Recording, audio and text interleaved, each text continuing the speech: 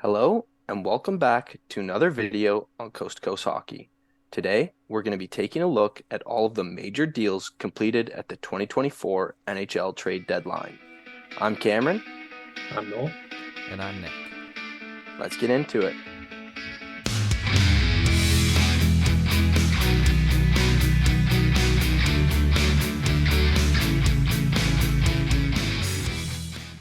To start us off here, we're going to take a look at two goaltender trades that the New Jersey Devils made. So the first one there is the Jake Allen trade from Montreal, acquiring him for a third-round pick that is conditional based upon Allen playing 40 games in the next season, or if the team he's playing for qualifies for the playoffs. So some pretty heavy conditions on that pick there. Likely going to stay a third round pick. And then they also offloaded Vitek Vanacek to the San Jose Sharks in return for Kaapo Kähkönen. And sorry, a seventh round pick went along with Vanacek. Do you guys have any thoughts on either of these trades here? Yeah, it seems like they're testing the idea of certain goaltending styles.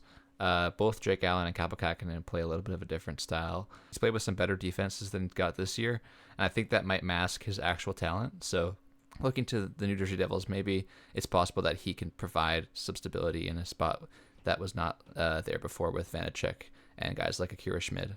I'm also curious if New Jersey and San Jose just love to trade goalies because of guys like Mackenzie Blackwood making their way there. It seems like as soon as a goalie pops up, New Jersey and San Jose are talking. Yeah, the Devils got their guy on this one, on Jake Allen. He's the goalie of the future for him. No, they were heavily rumored to be in on Jacob Markstrom, which didn't end up going through. So it'll be interesting to see what they do in the offseason if they plan to continue to target Jacob Markstrom from the Flames or how it'll play out in the future for the Devils here, because this is not a long-term solution for them. I definitely think for me, I think both of these trades look more favorably on the Devils than they do on the teams they're trading with. I think in terms of Jake Allen, Montreal may have overplayed their hand and held on to him too long because there were times earlier in the season when he was rumored to go for a lot more than a third round pick, like a second or a first, something of that value. So to get him for a third essentially is pretty good value, especially 50% retained. He'll be part of their tandem next season, very likely. And then they're just taking a shot on Kaapo Kähkönen, which is totally understandable. He's been a solid goalie despite playing on an abysmal team.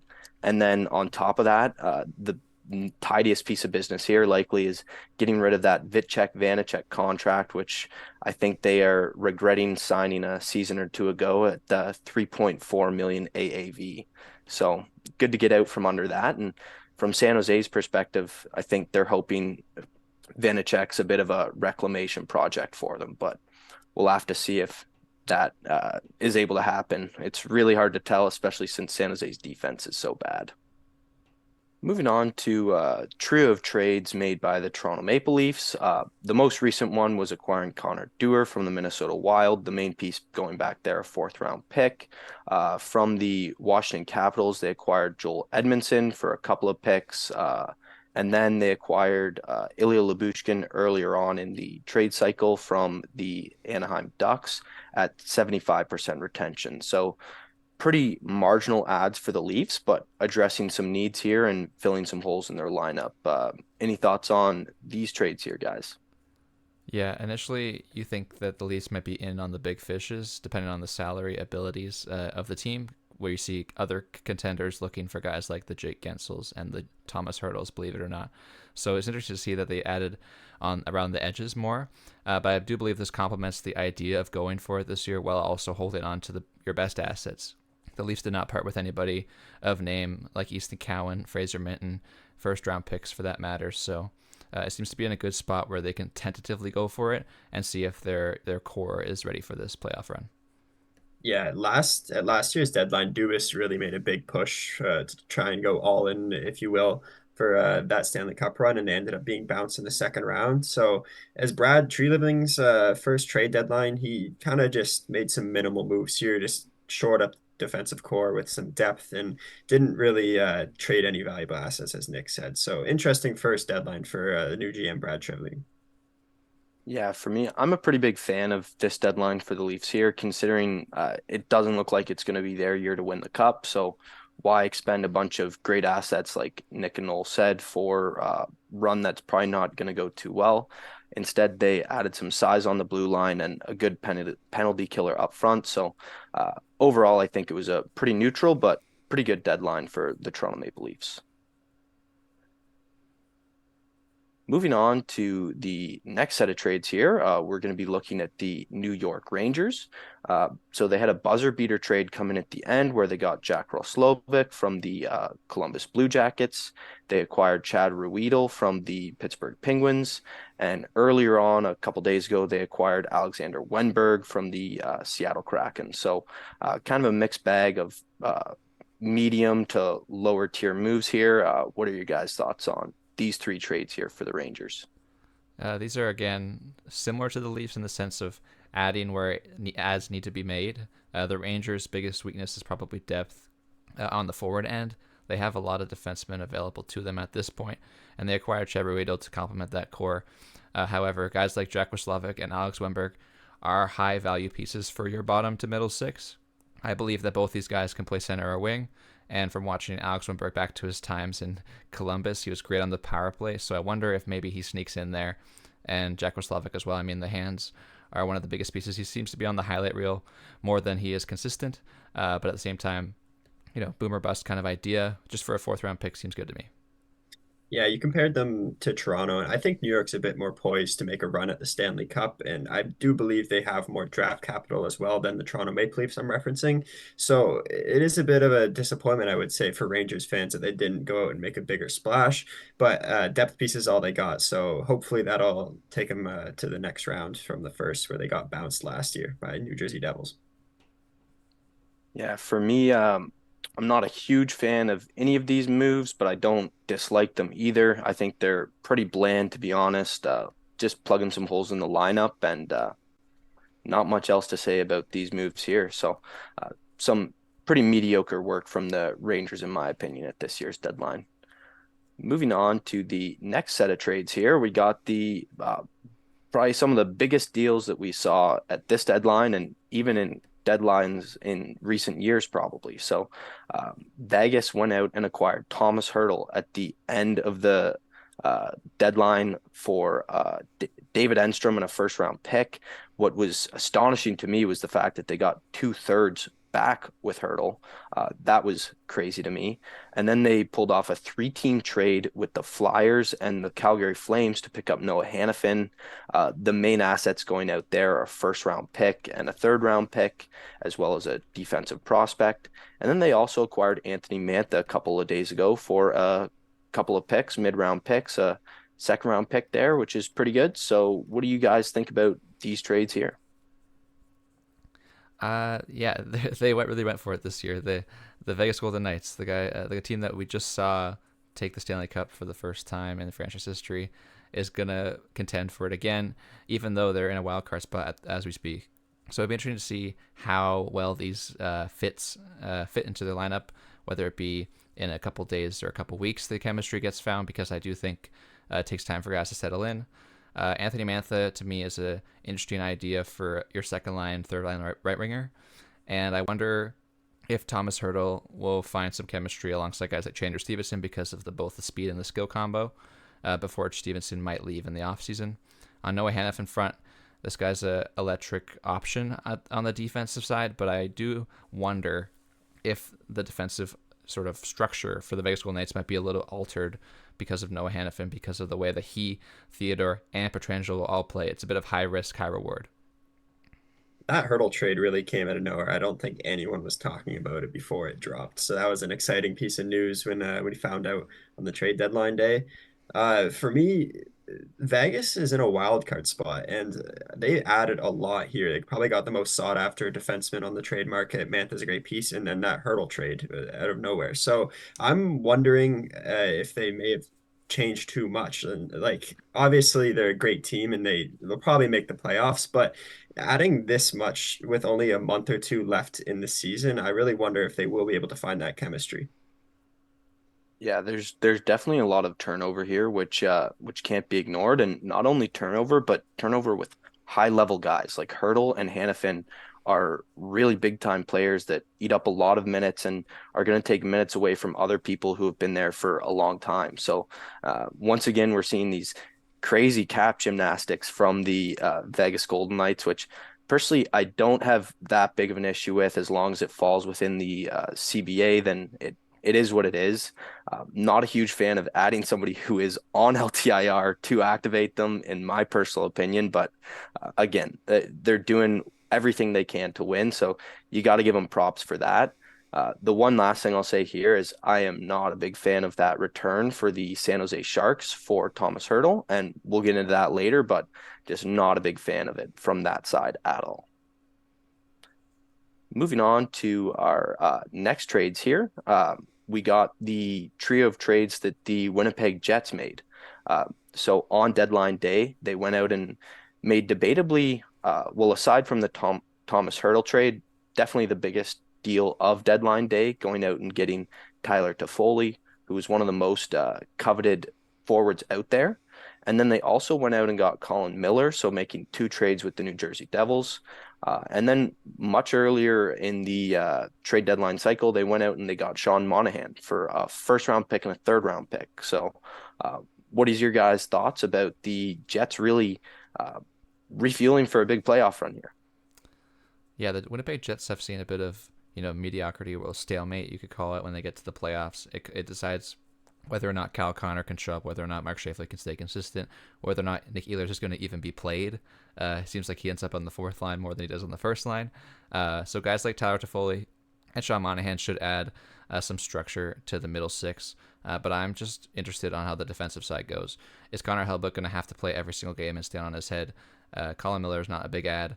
They have guys like Morrissey and DeMello, but I'm just worried about the rest of the decor. Guys like Neil Pionk seem to have fallen off a cliff from the couple years ago where they were like the power play QB and controlling play. So I'm curious to see what happens. It seems like Tyler Toffoli is collecting Canadian teams like Infinity Stones. This is his fourth one out of seven. I do like the forward depth ads. You mentioned Nick Ehlers. This could really boost that second line behind the big guns in Scheifele and Connor and Velarde for that matter. He's been playing unreal this year too. So really like the moves from a forward perspective, and I agree their defense can be a bit lackluster at times, and they may still be relying on Connor Hellebuck to bail him out. Yeah, that's the big thing here is your defense is only a massive worry if you don't have a great goalie, and they have debatably the best goalie in the NHL right now. So that's lucky for them. They don't have to have sleepless nights about their decor like some other teams do in the NHL. I think the Tyler Toffoli ad is incredible. He's a known playoff performer. To get him for a second and third round pick is an incredible piece of business. The New Jersey Devils made a wise asset management move by trading a fifth for Colin Miller and then getting a fourth for him. So that's some good business there.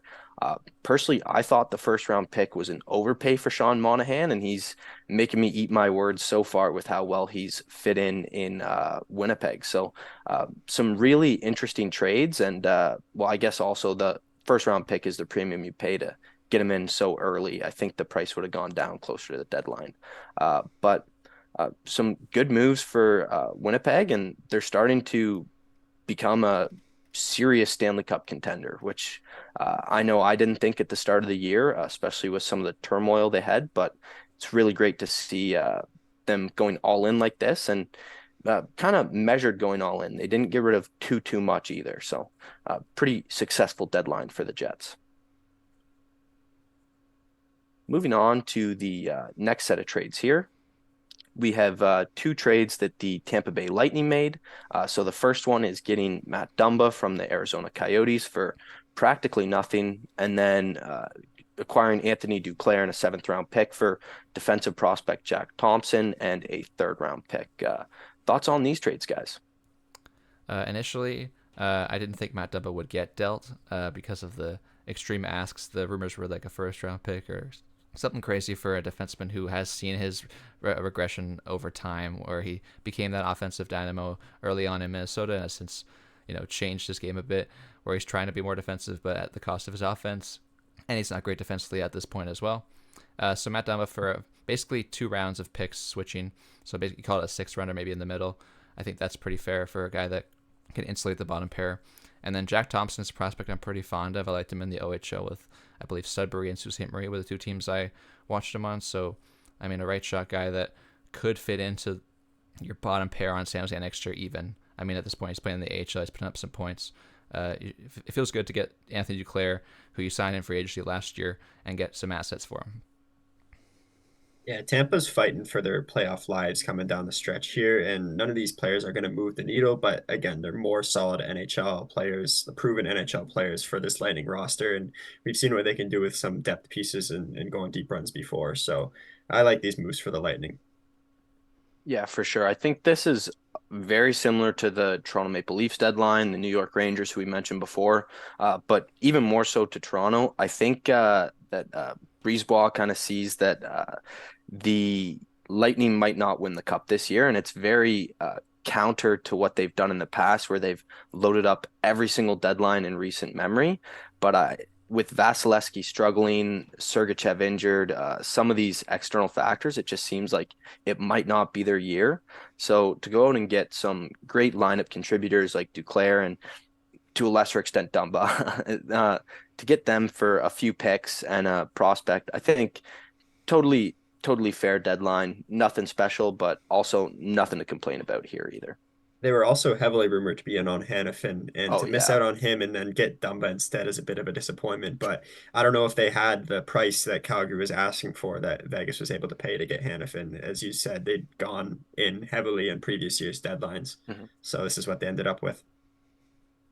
The other thing too there is if they had got Hannafin, I don't think Stamkos would have been here anymore. So I think that was definitely a massive consideration there too. So who knows how that fell through? It seemed like it was a foregone conclusion. Hannafin was going to go to Tampa. So regardless, they made some nice marginal adds to their lineup to hopefully strengthen them up down the stretch run here and help them in the playoffs if they're able to make it, which honestly is up in the air right now.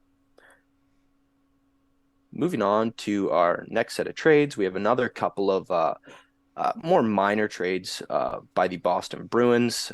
It was a little funny that after that Leafs game that got a little rough and tumble, they went out and got 2 massive guys to augment their lineup, which honestly, it makes sense though, because it did seem like they were missing some size. So they go out and they get Pat Maroon from the Minnesota Wild for very little in terms of assets. It's almost future considerations unless he's able to play in the playoffs, which it looks like he will, but he's currently recovering from an injury, so that is somewhat up in the air. And then they go out and they get Andrew Peeke for Jacob Zaboral and a third-round pick. Zaboral, of note, is was the second last guy of that 2015 draft class. So unfortunate to see him go, I guess, after all these years they've put into him, but they get back a serviceable, huge defenseman in Peeke. So thoughts on these trades, guys? Yeah, on the Zaburo case, initially it seems like a sunk cost thing where they drafted him in the first round, and then that big time where it got very controversial that the players after it, the Barzels, the Connors, the Shabbats even, it sort of stays in your reputation forever, is that's your legacy. And so the sunk cost being that they kept him for this long. He was in between the AHL and the NHL for multiple years at this point. So finding a new home might spark some, newfound motivation for him personally, maybe. I wish the best for him. I just really hope that, he finds the passion for the sport, because going back and forth between the AHL and NHL can be, pretty tough for a guy like him going through that first round pick and then the reputation after that. So I'm curious to see if he ends up in Columbus's full-time lineup.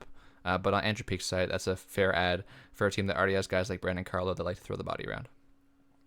Yeah, when that trade was first announced, the Andrew Peeke one, it was originally just Andrew Peeke and Jacob Zaboral 1-for-1, and it took a while for that third round pick to also be announced.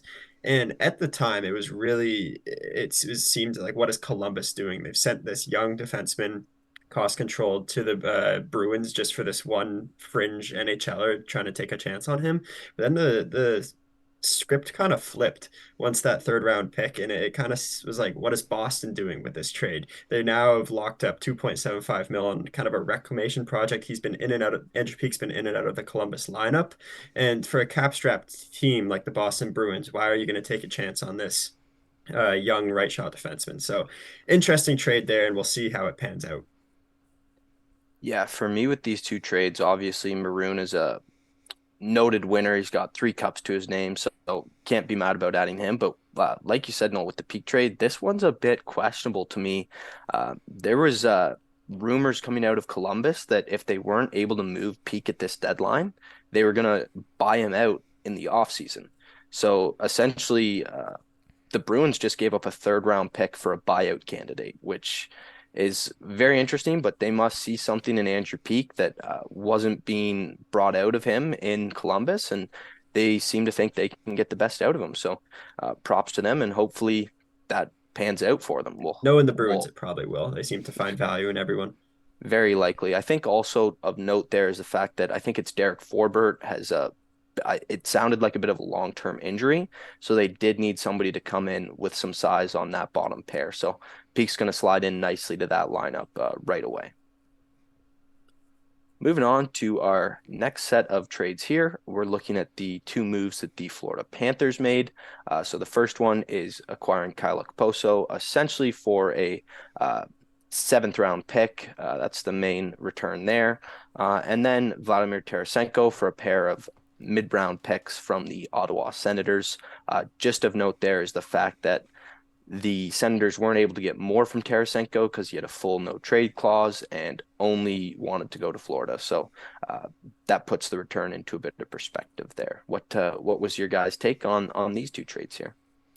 I'm pretty surprised that the Sabres actually moved out Cal Pozo, being their captain, sort of part of this new era. I mean, the Buffalo Sabres themselves could probably tell you that they underperformed this year compared to what expectations were, a fringe playoff team perhaps. So maybe that's the reason why Kyle Pozo's on the way out. But at the same time, they named him captain, and he's been a big help to guys like Dylan Cousins coming through to the NHL, even Jack Quinn, who's been injured in and out of the lineup. You see all over the social media feed how well Kyle Pozo is respected and loved by the fan base and everything. So I'm surprised to see him gone. On the Tarasenko front, this is a great piece, similar to Mantha in my eyes, where it's like this winger who maybe hasn't fit the mold of the team he's currently on, but can perform in more favorable situations. So I'm excited to see him on Florida. I don't think any other captain in the NHL would be traded for a 7th round pick. I think it's just crazy to me, a bag of pucks. But that's a great ad for Florida to shore out that bottom 6, fourth line grinder role, and an excellent locker room guy, which you need to go on a deep playoff run. And again, just saying the same thing as these guys, I like the Tarasenko deal for them. Yeah, for me, the Kyle Okposo trade came together because a lot of people like myself thought Buffalo was going to be a good team this year. I personally picked them to make the playoffs. Look how well that's gone for me. But Kyle Okposo is a great character guy, as we've said. The Sabres went to him and asked him if he wanted to be moved and if he was going to be moved where he'd like to go. He gave them the Florida Panthers, so they made it happen. They did right by their captain, who's been a great vet for them. So that's a great trade from both sides for me. And then the Panthers trade, the Senders trade, it's a little bit unfortunate from the Senders side, but at the end of the day, the former GM Pierre Dorian decided to give him a full no trade clause, and sometimes you make your bed, you lie in it, because that's what happened here, and they weren't able to get as much as they really should have for still a really good middle 6 winger in the NHL and a known playoff performer as well. So really the Panthers capitalized on 2 less fortunate situations of other teams to their benefit, and really props to them. I'd say that condition on that 7th round pick is looking pretty good, as the Florida Panthers are looking really, really good headed into the playoffs, and they have to be one of the favorites to win the cup, in my opinion. Moving on, we have one other trade here from the Buffalo Sabres. They made a few trades, but this is the only one that didn't get grouped in with other trades from other teams. So this one was just selling off Eric Johnson, who they signed this offseason, to the Philadelphia Flyers for a 4th round pick. I don't think there's much to be said here, but what are your thoughts on this trade? Yeah, a 4th round pick pretty much really produces an NHLer, like guaranteed. So It's something that you shouldn't really be focused on. Oh my gosh, they gave up a fourth round pick. At the same time, I'm curious why it was the Philadelphia Flyers specifically. We've heard a lot this year from Tortorella specifically in the media that they have a vision for this year. They're still going to maintain like their idea of a retool or sort of grow their young guys through the lineup, and the vision through Keith Jones and the whole management group seems to be consistent. Yet they go out and get a deadline ad that might be a contender deadline ad, adding around the edges to your bottom of your decor. So I'm curious to see why Philadelphia did this and if it pays off for them, if they're going to make the playoffs and try to go for it.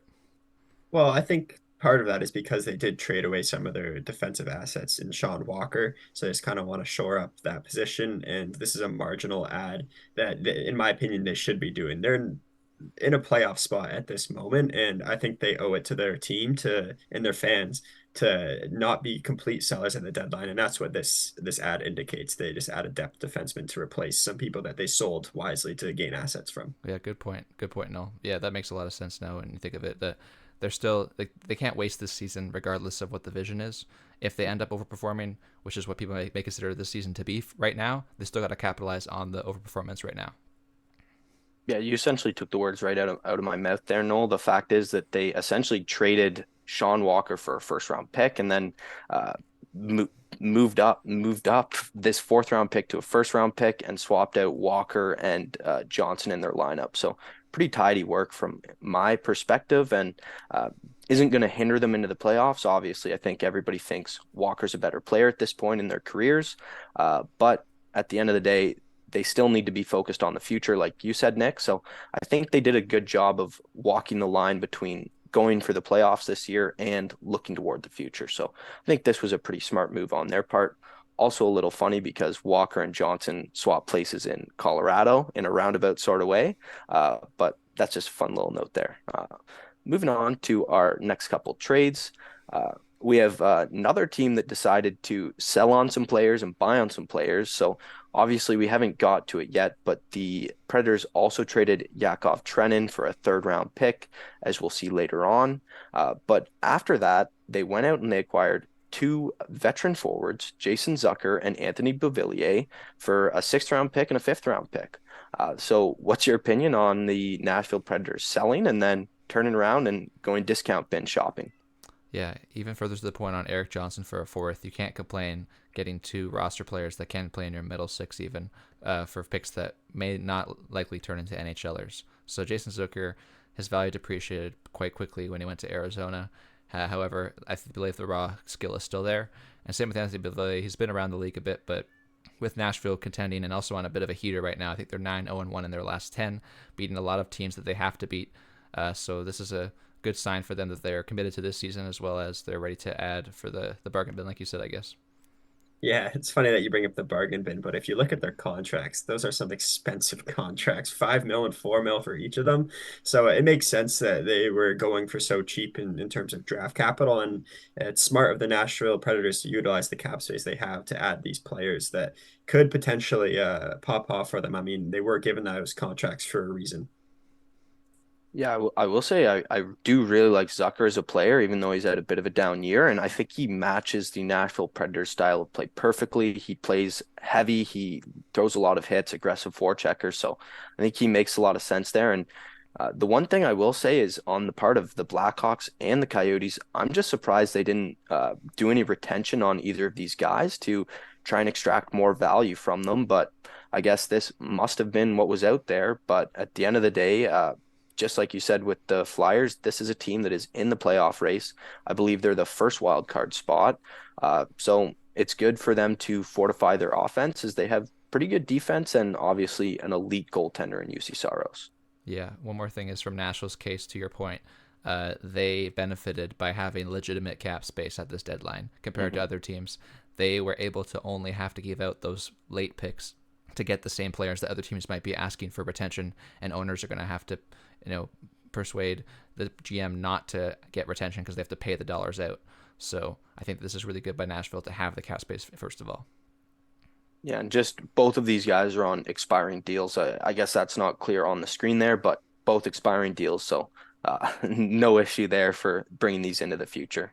Uh, Moving on to our next set of trades here, we have a couple big trades, I'd say. One massive trade, one pretty sizable trade as well here. So we have the Jake Gensel trade, which has been talked about a lot in the NHL media. So it's Jake Gensel for Michael Bunting, who's a good roster player. Three prospects highlighted by Vili Koivunen, sorry. Second round, a very heavily conditional first round pick that is really more a second round pick, and then a fifth round pick that they're not likely going to get. And then they also acquired Evgeny Kuznetsov, 50% retained from the Washington Capitals for a third round pick. So, how do you guys feel about the deadline that the Carolina Hurricanes had?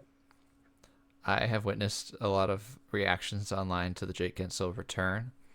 There are very few players like him at the trade deadline this year, so that plays a part into why the reactions may be fair. However, I do like the idea of this quantity over quality, but in the sense of that each of these players still have quality. I don't know if you were ever going to get a top line player in February or March for Jake Gensel as a rental.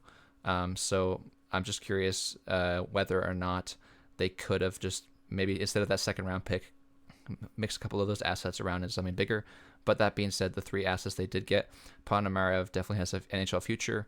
Lucius at the same time also has an NHL future, and Koivunen could very well also have an NHL future. So if you think optimistically, three guys that you bring into your development system that all might have NHL futures, that's a pretty good deal alongside Michael Bunting for a guy that might not even sign with Carolina in 2 months' time. Yeah, it seems like the Canes have been notoriously quiet in previous years' trade deadlines, and this year they definitely made a made a loud noise acquiring Jake Gensel and Evgeny Kuznetsov. The Evgeny Kuznetsov trade was really kind of unheard of before. Like no one was really expecting it, and he was just sent down to the AHL, and then suddenly he's on the Canes. So in previous playoff runs, it's also their offensive has kind of been the reason they couldn't get past certain teams. Like it seems like they're scoring with dry up. So Jake Gensel will be a perfect fit in that top six, and it'd be interesting to see if and Evgeny Kuznetsov hopefully can reclaim his game and help them out on the offensive front here. Yeah, no, personally, I like both of these trades from the Carolina Hurricanes perspective. I think the Jake Gensel trade is a low risk, high reward trade, whereas the Kuznetsov is a high risk, high reward. Uh, so with the Gensel trade, personally, I think the Penguins got cents on the dollar for Jake Gensel. I'm not a big fan of that return at all. I really would have emphasized quality over quantity from my personal perspective, but we'll get into that later on when we're discussing winners and losers. But as far as Kuznetsov goes, this is a guy who's struggled off the ice and on the ice in the past, so we certainly wish him the best. And this is a move that was okayed by the Hurricanes players and head coach Rod Brindamore. So hopefully he's going to come in and fit well. And there's honestly a chance he gets to play with an elite player on that second line, like Jake Gensel or Svechnikov or somebody like that. So this could work out really well for Evgeny Kuznetsov, and I certainly hope it does.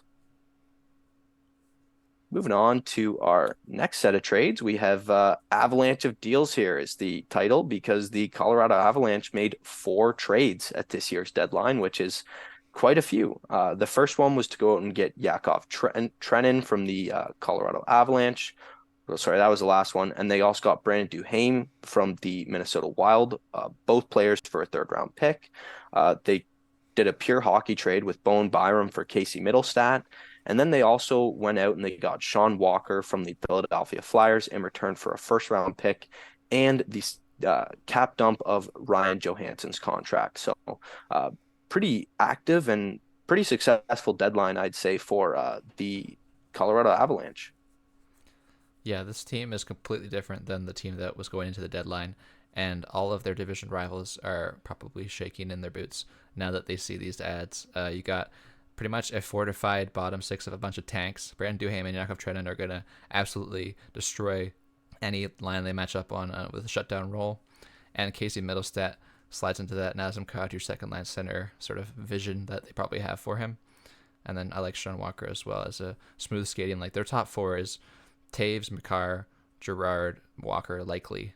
So those are 4 guys who can all skate, who can all pass, who can all play with the puck as well as they can off the puck. Yeah, that second line center role has been really questionable for the Avalanche ever since Nazem Kadri left. They had JT Compher for a bit. They tried Alex Newhook out, and then that Ryan Johansson experiment definitely didn't work out for them. So it'll be interesting to see if Casey Middlestat can come in and prove that he can be an elite second center on an elite team. Yeah, personally, I'm a big fan of all of these trades here. I couldn't believe Sean Walker was rumored to go for a first round pick, but the important thing here is they got off of that Ryan Johansson contract, so credit for that. They shouldn't have picked it up in the first place, unfortunately. The Bowen Byram for Casey Middlestat. It's unfortunate to give up on such a high potential guy like Byram, but Middlestat, I believe, is 47 points already this year, so he's going to slide seamlessly into that second C spot. And then Duhaime and Trennan are just, like you said, Nick, tanks. I love those ads for the bottom six, and they make any team they're on better, and especially come playoff time, they're going to be absolute beasts. Moving on, we're taking a look at the two trades that the Edmonton Oilers made. So the most recent one was a bit of a depth move to add Troy Stecher for a fourth round pick. And then they pulled off a pretty huge three-team trade in which they got Sam Carrick and Adam Henrique. The primary asset going out there was the first round pick from Edmonton. So what do you guys think of the deadline that the Edmonton Oilers had? I wasn't sure what they were going to do, honestly, starting the year off so poorly and then on a heater pretty much for the last 3 to 4 months. So I was curious to see whether or not Edmonton would go for it this specific year in a bit of a transition year for both the coaching staff and the team itself. Adam Henrique is a good fit for that sort of transition. Not sure if we're going to make it all the way, but we'll try. I don't know if they're going to keep Draisaitl and McDavid on separate lines, making Henrique the 3C. But I think he should be in the top six. Hopefully he plays well. I mean, it feels like Henrique's been around for forever since his days in New Jersey. But I'm not totally opposed to this kind of deal. It just seems like some big assets for a guy who might be lower down the chart of market value. To me, it's kind of questionable to go out and target Adam Henrique because I just don't know if a depth forward with some scoring touch is really what they needed. Uh, you could point to their defense as their weakness. You could point to their goaltending as their weakness, and they go out to get Adam Henrique. A bit questionable in my opinion, and I guess they're just counting on the fact that Stuart Skinner will continue the success that he's having. And their decor has been better since the coaching change, and they're just going to ride it out. So I'm wondering if that'll be enough for them to make it far in the playoffs. Yeah, I thought that was pretty interesting too. They definitely decided to lean into their strengths as opposed to addressing their weaknesses at this deadline, which is an interesting route to go. And as it's going to be Ken Holland's last deadline as the general manager here, I was really expecting him to go all in a bit more, but I guess the other guys involved in the front office there kind of had a bit of a more forward-looking view. I really expected them to go out and get at least a defenseman, but uh, you got to wonder if Troy Stecher is going to take anybody out of that lineup or if he's just depth. I know Edmonton Oilers fans are probably not huge Cody Ceci guys at this point, so do wonder if he'll be able to replace him. But that's really up in the air. So some good moves here, but definitely would have liked to see them do a bit more to the weaker areas of their lineup. Moving on to one of the last trades we're going to look at here as we're now moving away from the deadline and to trades completed in the days and even weeks before that. So this one is one of the biggest trades of the deadline by far, and it saw Christopher Tanev going to the Dallas Stars at 75% retention. The big assets going out were a second round pick and a conditional third round pick, as well as prospect as well, who Grushnikov, I think his name is. I was a bit worried to try to say it, but anyways, good deal here for everyone involved, I think. What do you guys think about this deal? Yeah, Artem Grushnikov probably is what Calgary sees to be the future Tanev for their team. He is a all defense first kind of guy.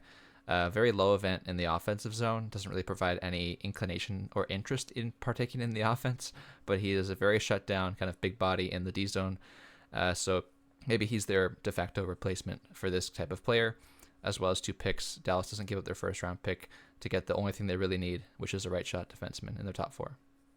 Yeah, I was gonna say Dallas's forward core is pretty deep, but their D core was looking a bit weak at times, a bit thin. So Tanev, who is the epitome of a playoff performer, just very solid grit, and physical defensemen will excel in the playoffs for Dallas. So it's a perfect fit for the need that they had.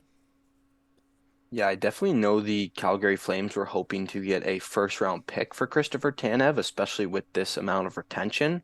That obviously didn't end up happening, but at the end of the day, I think still pretty good return to get a second round pick and probably a B tier prospect or something around that nature. I think he was drafted in the second round himself.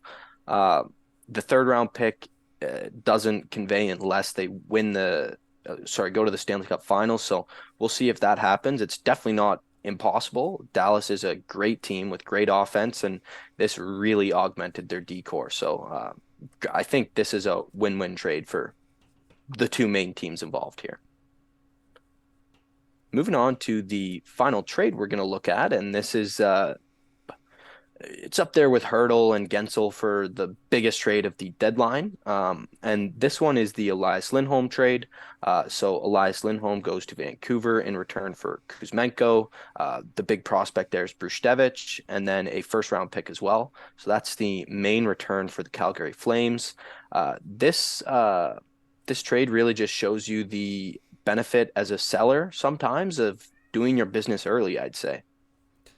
Yeah, it really came down to this is the best center available right now. Take him, or we're going to find somebody else who wants him really badly at the deadline. So they took him, but they did pay that premium price. Two big prospects, Hunter Bruštevich, we watch closely in Kitchener. He's a really, really good defenseman that I believe can be the number one quarterback of Calgary's power play soon, maybe in the next 3 years minimum. So plus the first round pick, plus some other assets. And Kuzmenko is still the same guy who put up 40 goals not too long ago. So Elias Lindholm has some trouble with Calgary's system and the players he was playing with this year. He seemed to sort of lose that defensive reputation that he once had.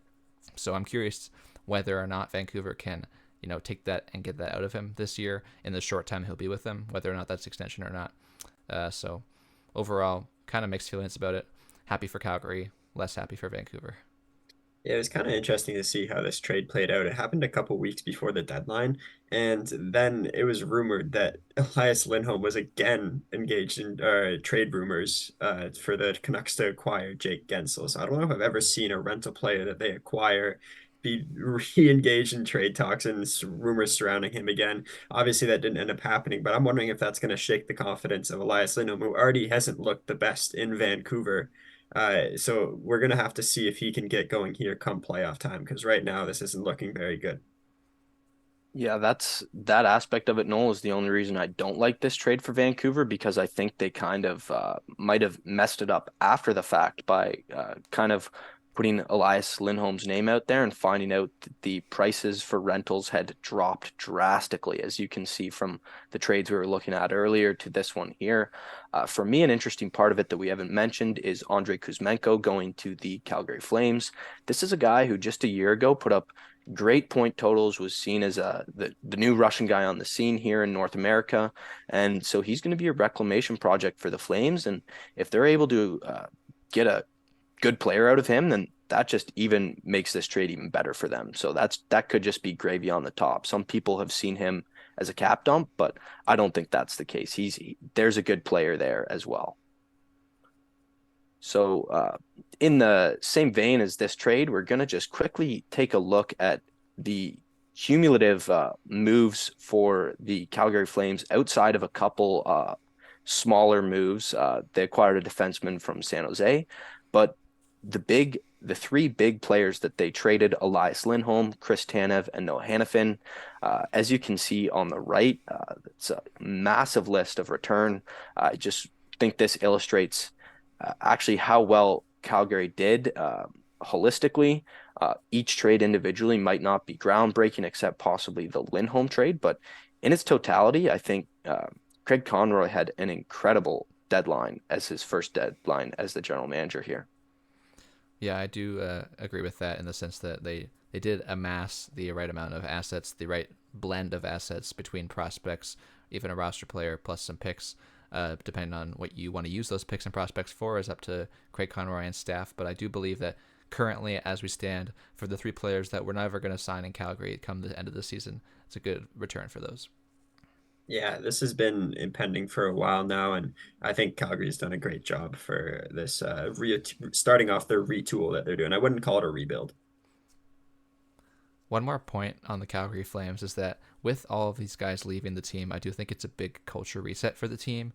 We're in sort of a new era of Calgary Flames hockey where the guys who kind of don't want to be here are gone, whether or not they specifically stated they didn't want to be here, they didn't want to resign, or they were going to get moved anyways because they were rentals. It's sort of a new era for Calgary Flames fans and players.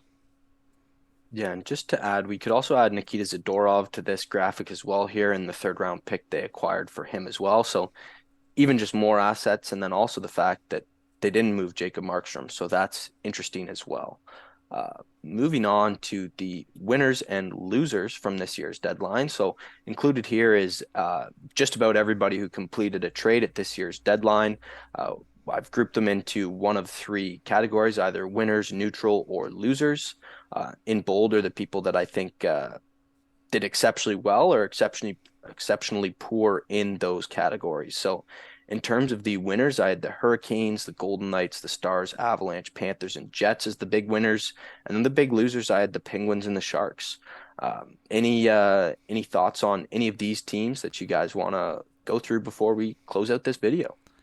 I think to speak quickly on the Penguins is that the fan base, Sidney Crosby in particular, have portrayed the emotions that they're unhappy with the deadline. I do want to wait and see how these prospects pan out. That's the issue with it, is that we have to wait. Sidney Crosby's getting up to the age where he might retire in the next 5 years, and those prospects might not even be in the NHL in 5 years. So the issue was trading somebody that could help your cup run now for people that might not be on your team when Crosby's done. And the goal of this current era under Kyle Dubas is to facilitate Crosby's final hurrah. So that's probably the reason why we have them in losers collectively. But at the same time, they did collect appropriate amount of assets for a certain type of player that would be a rental. Do you guys think there's a possibility that Jake Gensel resigns with the Penguins? That'd be awesome. I think Imagine. I I, mean, I there's think only one it's Sidney unlikely. Crosby.